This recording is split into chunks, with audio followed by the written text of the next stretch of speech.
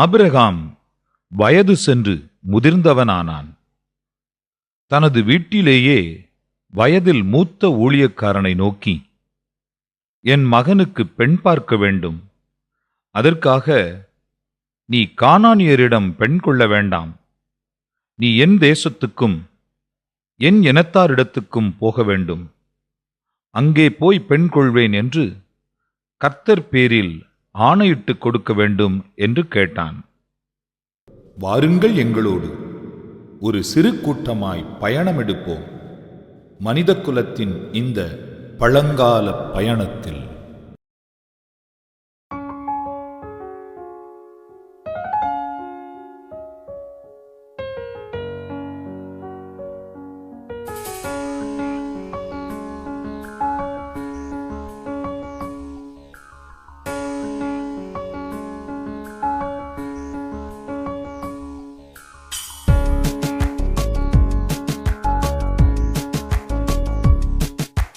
கடந்த காலம் நோக்கி நாம் பயணம் போவோம் வாருங்க, பயணம் போவோம் வாருங்க.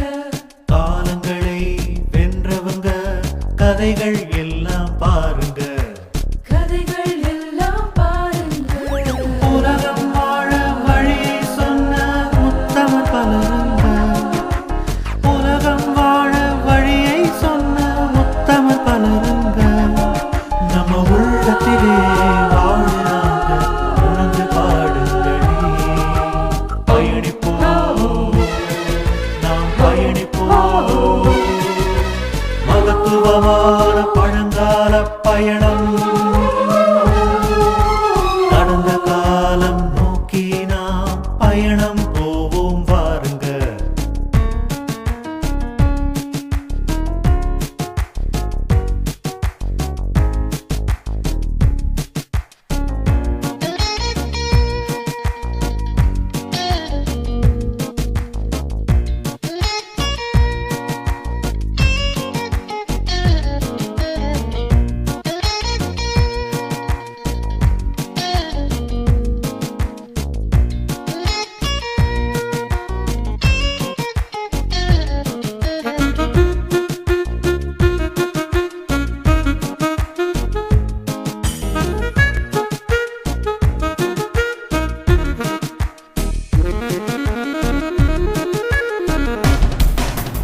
ஆண்மை சொல்லும் சரித்திரம், வீரம் சொல்லும் சரித்திரம், பக்தி சொல்லும் சரித்திரம், புத்தி சொல்லும் சரித்திரம். நம்ம பாவங்களை போக்க ஒருவர் பாரம் சுமந்த சரித்திரம், வித்தியாசமாய் வாழ்ந்திட்ட ஞானிகளின் சரித்திரம். பயணிப்போம், நாம் பயணிப்போம், மகத்துவமான பழங்கால பயணம். கடந்த காலம் நோக்கி நாம் பயணம் போவோம் வாருங்க. காலத்தையே வென்றவங்க கதைகள் எல்லாம் கேளுங்க.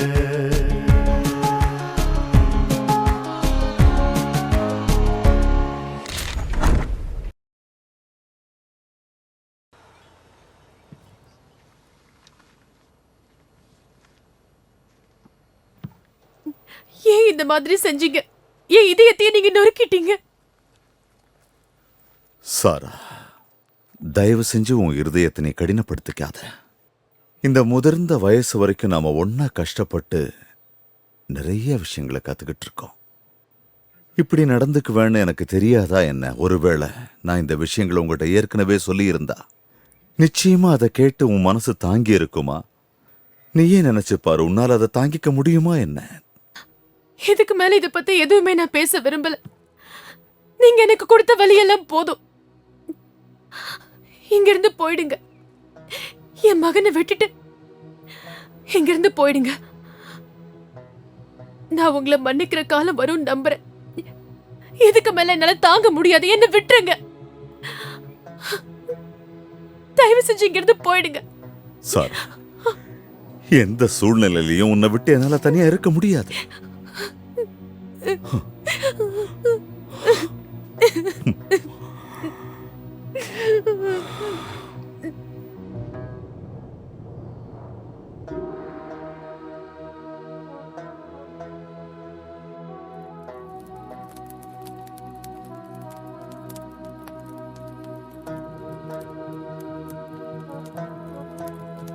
ஏன் ஆண்டவர் ஆபிரகாமே,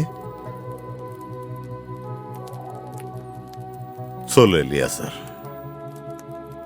நீங்க ஈபிரானுக்கு உடனே போகணும். ஏன் எஜமானி சாராவுக்கு நீங்க கண்டிப்பா தேவை.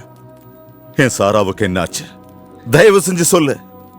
ஏன் எஜமானி சாராவுக்கு நோய்வாய்ப்பட்டிருக்கு. சாராவுக்கு என்ன ஆச்சு? அவ இறந்துட்டாளா? ஆமா,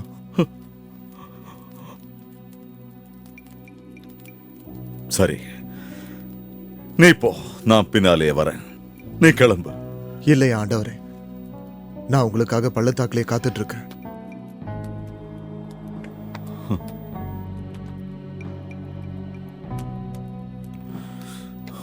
சார், சார், ஆண்டவர் பெயரால் நீ ஆசீர்வதிக்கப்படும்.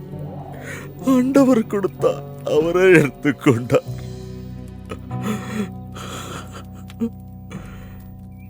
ஆண்டவரே, சாராவுடனான வாழ்க்கை பயணத்திற்கும் உம்முடைய வாக்கு தத்தத்திற்கும் நன்றி ஆண்டவரே, நன்றி ஆண்டவரே, நன்றி.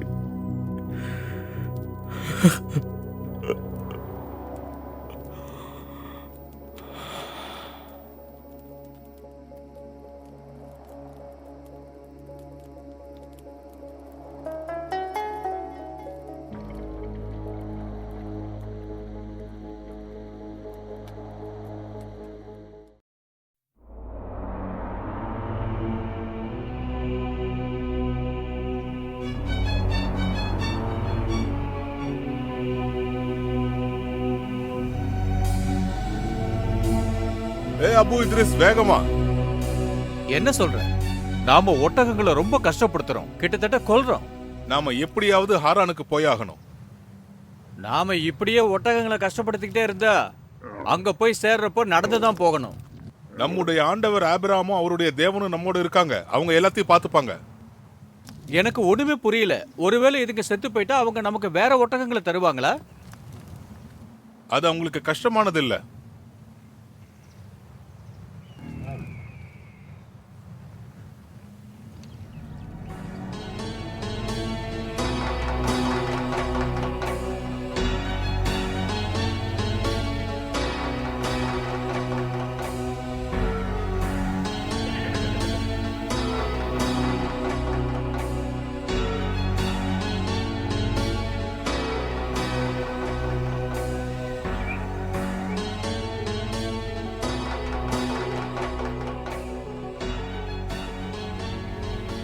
இதோ நம்ம ஹாரானுக்கு பக்கத்துல வந்துட்டோம். அடுத்து என்ன செய்ய போறோம்? ஒட்டகங்களுக்கு ஓய்வு தேவைப்படும். மத்தத ஆண்டவர் பார்த்துப்பாரு.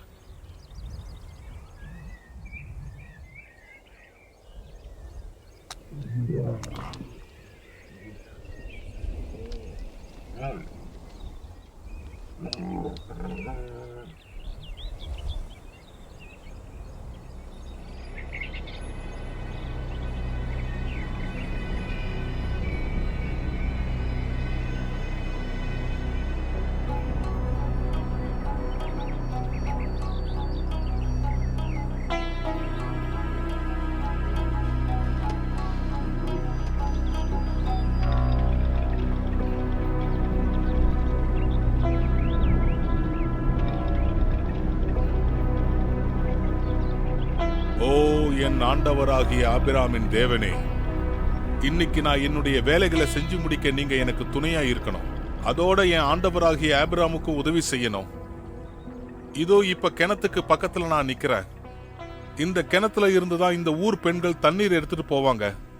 நான் எந்த பொண்ணை பார்த்து எனக்கு தாகமா இருக்குன்னு சொல்றேனோ அவளும் உங்களுக்கு மட்டும் இல்ல, அதோட உங்க ஒட்டகங்களுக்கும் தண்ணீர் இறைச்சி தரேன்னு சொல்லணும். அது மட்டும் இல்ல, உம்முடைய ஊழியக்காரர் ஈசாக்குக்காக தேர்ந்தெடுக்கப்பட்டவராயிரும். அதோட இதன் மூலமா என்னுடைய ஆண்டவராகிய ஆபிரகாமுக்கு நீர் உதவி செய்திருக்கின்றீர் என்பதை நான் அறிந்து கொள்வேன்.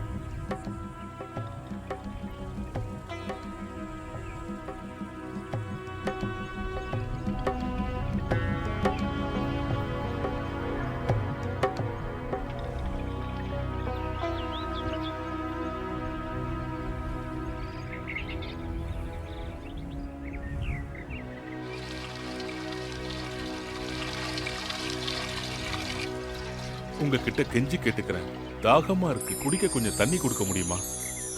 தயவு செஞ்சு நீங்க குடிங்க ஆண்டவரே. இந்தாங்க.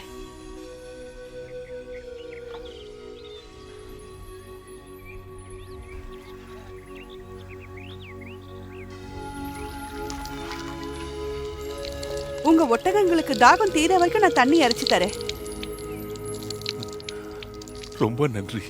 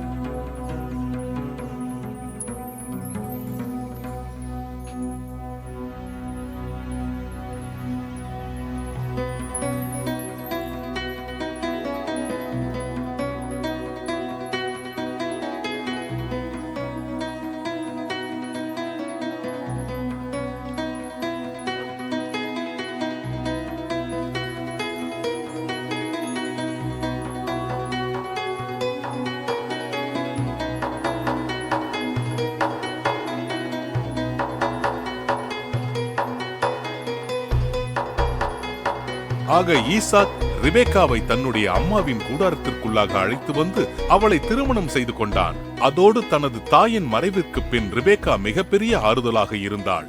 ஈசாக்கும் தன்னுடைய மனைவி ரிபேக்காவை மிகவும் நேசித்தான். தேவனும் அவனுக்கு மந்தைகளையும் கிணறுகளையும் அடிமைகளையும் அவனுடைய தந்தை ஆபிரகாமுக்காக தந்தார். 20 வருடங்களாக ரிபேக்காவுக்கு குழந்தை இல்லை.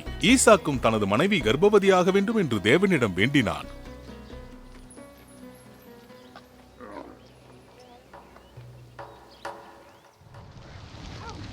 யாக்கோபு, யாக்கோபு, இங்கதான் இருக்க. சொல்லுங்கம்மா. இங்க வா, எனக்கு உன்னோட உதவி தேவைப்படுது. என்னால இப்போதைக்கு வர முடியாது. எப்ப வருவ? வீடு கட்ட பையன் கொஞ்சம் உதவியா இருக்கான். உங்களுக்கு தேவையான உதவிகளை மட்டும் சரியா பாத்துக்கோங்க. போ, உங்க அம்மா உன்னை கூப்பிடுறாங்க, என்னன்னு போய் பாரு. ஒருவேளை கூடாரத்தை கூட்டி பெருக்கவோ, தோல் மேல இருக்கிற தூசியை தட்டவோ, இல்ல கிழிஞ்சு போயிருக்கிற ஆடைகளை தைக்கவோ உன்னை தேடலாம். என்னன்னு போய் பாரு. விடு, அவனை ஒன்னும் சொல்லாத. நீ போப்பா, உங்க அம்மா கூப்பிடுறாங்க, போ. ஒரு விஷயம் சொல்லு, மனிதன் வேட்டையாடுறதுனால புத்திசாலியா ஆகுறானா? நிச்சயமா, வேட்டையாடுறதுனால புத்திசாலி மட்டும் இல்ல, செல்வந்தராவும் ஆக முடியும். உன்னோட எண்ணம் தப்புன்னு சொல்லுவேன். போயாக்கோ, உன் மேல இருந்து புகநாத்தம் வீசுது. மாவு பிசைஞ்சு பிசைஞ்சு உன் கை ரொம்ப மென்மையா இருக்குன்னு நினைக்கிறேன். போ. இது ரொம்ப முக்கியம் இல்ல, முக்கியமான என் மூளையை தான் நான் உபயோகப்படுத்துறேன். ஆனா இதயம் தான் மூளைக்கு உணவளிக்குது. அப்போ இதயம் இல்லாம தலை மட்டும் என்ன செய்யுமா? தலையோ இல்ல மூளையோ, 2 தலையும் உன்னை காப்பாற்ற முடியாது. நீங்க என்ன சொல்ல வரீங்கப்பா? உன் தாத்தா ஆபிரகாம் ஏற்கனவே உன்கிட்ட சொன்னதை போல தேவனுக்கு எது முக்கியம்னு நீங்க தெரிஞ்சுக்க விரும்புனா அதுக்கு முதல்ல நீங்க தேவனோட குரலை கண்டிப்பா கேட்டே ஆகணும். அதுக்கப்புறம் அவரோட குரலுக்கு கீழ்ப்படுறது தான் ரொம்ப ரொம்ப முக்கியம். யாக்கோபு, போ உங்க அம்மாவுக்கே உன்னால கீழ்ப்படிய முடியலனா தேவனுக்கு எப்படி நீ கீழ்ப்படிவ? போ. கொஞ்சம் வாயை மூடுறியா? நான் தான் முதல்ல பிறந்தவன், உன்னோட சரி, மூத்தவன். முதல்ல பிறந்தனால உன்னால என்ன பண்ண முடியும்னு மட்டும் காட்டு. உன் கண்கள் பாக்குறது எல்லாத்துக்கும் நான் தான் ராஜா. நீ கொஞ்சம் நிறுத்துறியா? நீ முதல்ல போப்பா. உங்க அம்மா என்ன சொல்றாங்களோ அதையே நீ செய். போப்பா. சரிப்பா, இப்ப போயிடுறேன். அம்மாவோட செல்ல பிள்ளை. போ. ஏன் இப்படி இருக்க? நீங்க ரெண்டு பேரும் ஒத்துமையா இருக்க கூடாதா? அவனோட இதயம் பலவீனமானது. அவன் எதையும் இலகுன எதையும் பெண்ணோட இதயம் போல. இலகிய இதயமானது கோயவங்கிட்ட இருக்கிற களிமண்ணை போல இருக்கும். அவனால விருப்பப்பட்ட வடிவத்துல அதை வளைச்சிக்க முடியும். இல்லனா நல்ல சாண்டல்களை கொடுக்கவும் முடியும்.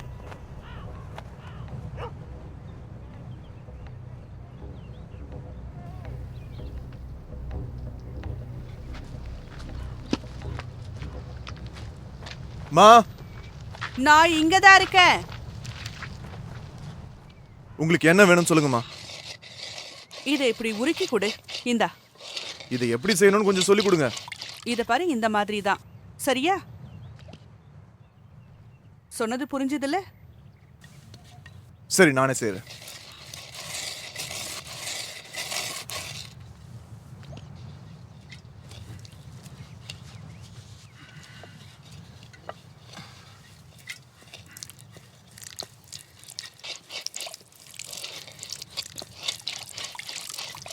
எங்கம்மா இருக்க? நான் இங்கதான் இருக்கேன், வாங்க.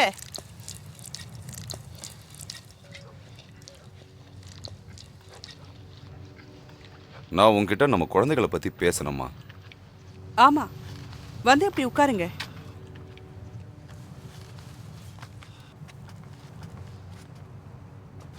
நீங்க ஏன் எப்பவும் யாக்கோபை விட ஐசாக்குக்கு பரிஞ்சு பேசுறீங்க?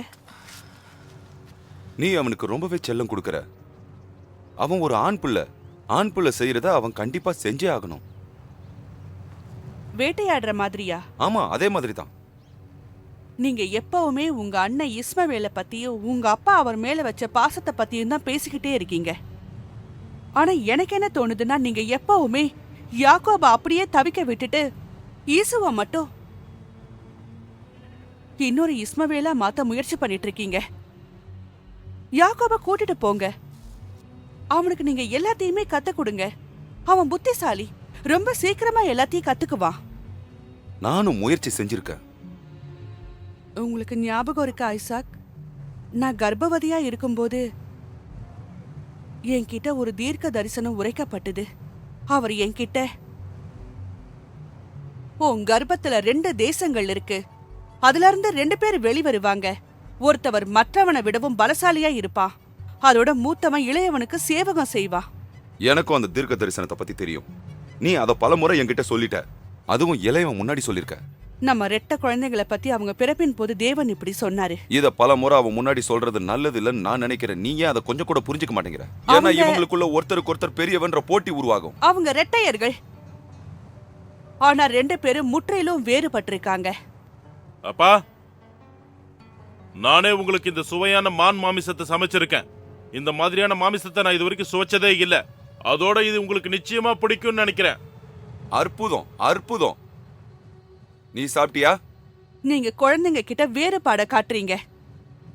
இதுவே என்னைக்காவது ஒரு நாள் உங்களுக்கு எதிரா திரும்ப போகுது. யாரால நமக்கு பிரயோஜனம் இருக்கு? சமைக்கிறவனால நமக்கு பிரயோஜனம் இருக்கா, இல்ல வேட்டையாடுறவனால பிரயோஜனம் இருக்கா?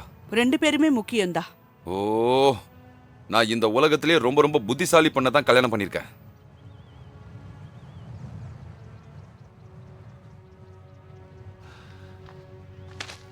நான் தயிர் தயார் பண்ணிருக்கேன்.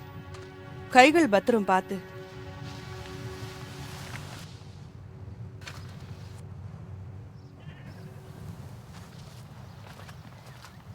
நீங்க 2 பேரும் பேசினதை கேட்டேன்.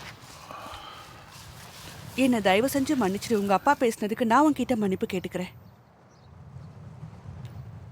உங்களுக்கு நல்லாவே தெரியுமா, ஈசாக்குவுக்கு சண்டை போடுறதும் வேட்டையாடுறதும் தவிர வேற எதுவுமே தெரியாது. யாக்கோபு, உங்க அப்பா ரொம்ப அமைதியானவர். அவருக்கு சண்டைகள்னாலே பிடிக்காது. அப்பாவுக்கு அவன் ரொம்ப பாதுகாப்பா இருக்கான் இல்லையா? மிகைப்படுத்தி பேசாத. எங்க அப்பா தோன்ற ஒவ்வொரு கிணறையும் அப்படியே விட்டுட்டு போயிடுவார்னு எனக்கு தெரியுமா. அவர் அதுக்காகலாம் சண்டை போடவே மாட்டாரு. யாக்கோபு, நாம பிரிஞ்சிருந்தாதான் சண்டை போடாம இருப்போம்னா நாம பிரிஞ்சே இருக்கலாம். உங்க அப்பா ரொம்ப எளிமையானவர். அவரோட எண்ணங்களும் அவரோட தேவைகளும் கூட ரொம்ப எளிமையானதா. அவர் ஒரு மகனா வளர்க்கப்பட்டாரு. அது மட்டும் இல்லாம என் தாத்தா ஆபிராம் இவரோட தேவைகளை எல்லாத்தையும் பாத்துக்கிட்டாரு. நீ போய் உன் தாத்தா கூட இருக்கலாமே. அம்மா,